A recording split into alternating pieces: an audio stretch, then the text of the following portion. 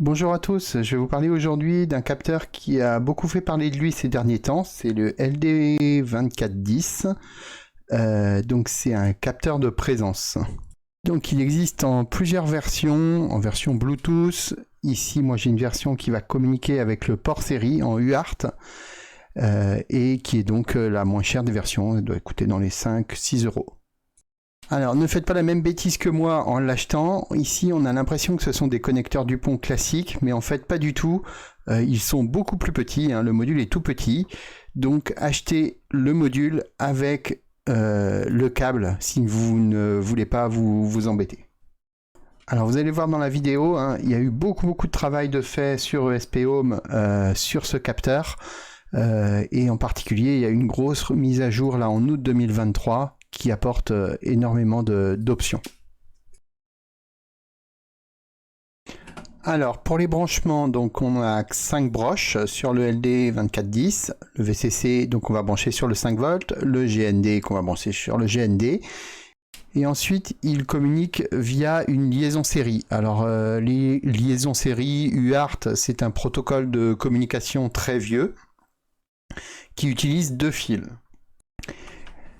Si on regarde sur le plan de l'ESP32, on voit qu'on a 2 liaisons série possibles, une avec les broches 1 et 3, là, la liaison série 0, et une autre avec les broches 17 et 16 avec la liaison série numéro 2. Donc moi je vous conseille chaudement d'utiliser plutôt les GPIO 16 et 17 pour la liaison série numéro 2, tout simplement parce que la liaison série 0 sert à uploader des nouveaux firmware via l'USB, ou alors à débugger via l'USB. Donc voici comment j'ai câblé mon LD2410. Donc comme je disais, le VCC sur le 5 volts, le GND sur le GND, le TX sur le RX et le RX sur le TX. Il faut bien croiser les deux fils. Alors voici ma configuration de base sur ESP Home. Donc il faut bien sûr commencer par déclarer la liaison série UART. Donc ici, j'indique le pin TX, RX, ne les inversez pas. Par défaut, sur la doc de SP Home, on me dit qu'il y a une parity à none. Voilà. La vitesse de transfert, c'est 256 000 par défaut. Ça pourra se changer après, mais je ne vous le conseille pas. Et ensuite, je déclare un composant LD2410. En disant que j'utilise l'UART numéro 2. Là, j'ai mis un ID. J'ai aussi ajouté un composant web server pour pouvoir débugger, comme d'habitude. Et là, j'ai ajouté un autre composant text sensor avec la plateforme LD2410 qui va m'afficher le firmware uniquement pour savoir si mes broches sont bien connectées. Alors, comment j'ai trouvé ça? Eh bien, en fait, la doc, elle est très bien faite et vous allez avoir un paquet comme ça de composants, des sensors, des binary sensors, des switches, des numbers, etc. Et donc ici, il y a un text sensor qui me retourne la version du firmware. Alors voilà le résultat, rien d'extraordinaire ici. Juste, il m'indique la version du firmware et je n'ai pas d'erreur sur ma communication UART. Donc comme je vous le disais, il y a énormément de choses qui sont liées à ce capteur sous ESP Home. Donc je vais essayer de vous les présenter petit à petit. Donc on va commencer par les binary sensors. Alors moi j'en ai sélectionné 3. Le premier c'est asTarget. Donc une binary sensor va renvoyer vrai ou faux. Le premier c'est asTarget, donc il va détecter la présence de quelqu'un. Le deuxième c'est asMovingTarget, c'est est-ce que cette personne bouge ou pas. Et l'autre c'est est-ce que cette personne est immobile. Donc ici, j'ai replacé mon capteur au bord de mon bureau. Alors c'est important de bien le positionner. Si vous regardez sur la doc, il y a un lien vers la doc depuis la documentation ESP Home. Alors il faut bien le mettre perpendiculaire au mur, à environ 1,50-2 mètres du sol, ou alors carrément au plafond. Donc là, pour l'instant, je suis en dehors de son cône de détection. Je me déplace devant. Donc tout passe à on, j'arrête de bouger. Le moving target est passé à off. Je m'en vais du cône de détection.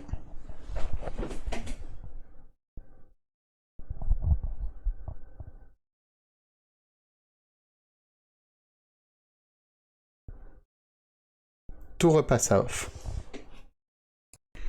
Ici dans la doc, il parle d'une détection à 5 mètres, mais j'ai pu constater que c'était encore plus long que ça. Alors on peut également ajouter des sensors qui nous retournent les données brutes, dont j'en ai sélectionné quelques-uns pour vous. Donc l'intensité lumineuse, light, la distance de la cible en mouvement, la distance de la cible immobile, la quantité de mouvement et la quantité d'immobilité. Alors peut-être que je me trompe, hein, n'hésitez pas à me corriger, hein, je ne suis pas un spécialiste de ce capteur. Et ensuite la distance de détection.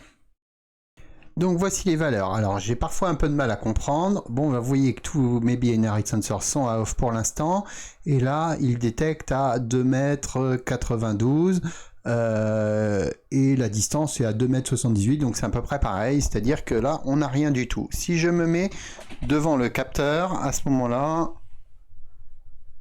vous voyez, là, je suis effectivement à peu près à 1 mètre. Donc c'est correct. Si je recule... Cela recule également. Ensuite, lorsque je m'en vais, alors là, il va avoir tendance à conserver les mêmes valeurs que la dernière détection. Alors là, c'est pas vrai pour le coup.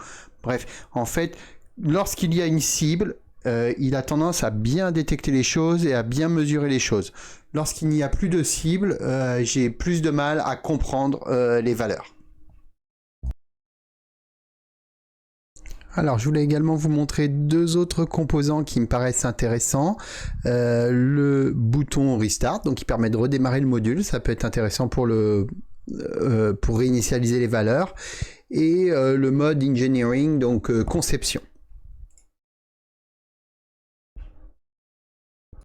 Donc voilà le résultat. Donc là, on peut redémarrer notre module. Donc ici, on retourne à 0 et les valeurs se peuple petit à petit. Et ici, je ne sais pas si vous avez remarqué tout à l'heure, mais le sensor light ne fonctionnait pas.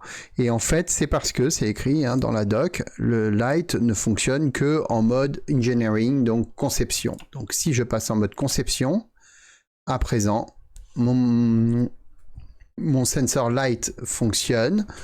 Si j'ouvre le rideau, voilà, la lumière augmente. Alors, directement depuis ESP Home, ils ont également créé des composants number pour pouvoir configurer le module. Quand je dis qu'ils étaient allés loin, ils sont allés vraiment loin. Donc j'en ai sélectionné 4.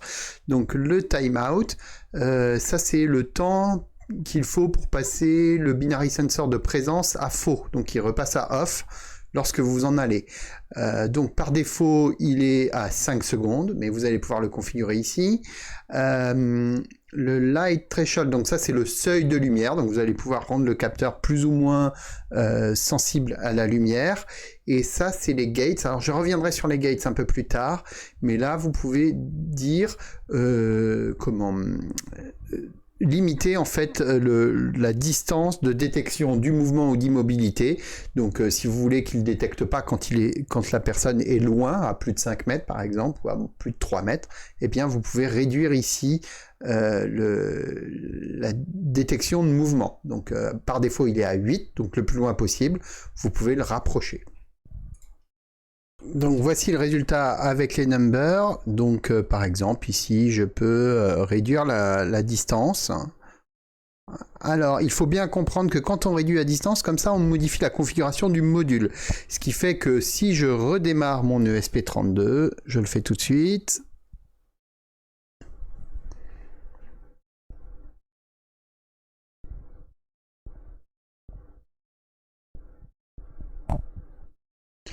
Je recharge ma page, et bien à ce moment-là, vous voyez la valeur 2 a bien été enregistrée dans le module et je la récupère. Donc il n'y a pas besoin de l'enregistrer ailleurs. Alors pourquoi je n'ai pas trouvé de solution pour comment initialiser cette valeur directement dans l'YAML. On est obligé de passer par un number a priori. Donc voilà, petite démonstration en direct. Donc là, j'ai mis mes max move et max steal à 2, donc assez proche du capteur, on va dire à 2 mètres. Et là, j'ai fait un timeout à 2, c'est-à-dire qu'il va détecter plus facilement lorsque je rentre dans le champ ou lorsque je sors surtout. Donc, je me mets devant mon capteur. Donc là, tout passe à on. Si je recule, je recule. Voilà, cela passe à on, off. Alors, je suis à peu près à 2,50 m du capteur. Et voilà, je peux revenir à on. Et je ressors du champ complètement. Je suis à nouveau à off. Voilà. Donc un dernier petit mot sur les gates. Donc vous allez voir hein, à différents endroits sur les numbers et sur les sensors, vous avez des G0, G1, etc. Ça correspond en fait à des distances de détection. Pour vous expliquer ça, il y a cette capture d'écran. Si vous vous connectez en UART, il y a une application qui est fournie avec le capteur. Donc, vous voyez ici, vous avez les gates. Donc, c'est de 0 à 75 cm, de 75 cm à 1,50 m, etc. Tout cela est configurable. Et voilà, c'était pour vous expliquer ce que c'était que ces fameuses gates. Et sous Home Assistant, ça donne quoi? Eh bien, c'est pas mal du tout. Vous voyez, vous avez tous les sensors ici et tous les éléments de configuration là. Donc voilà, c'est vraiment bien intégré. Et même, si vous le voulez, vous avez un exemple de carte manuelle là, et dans la documentation qui vous donne quelque chose comme ça.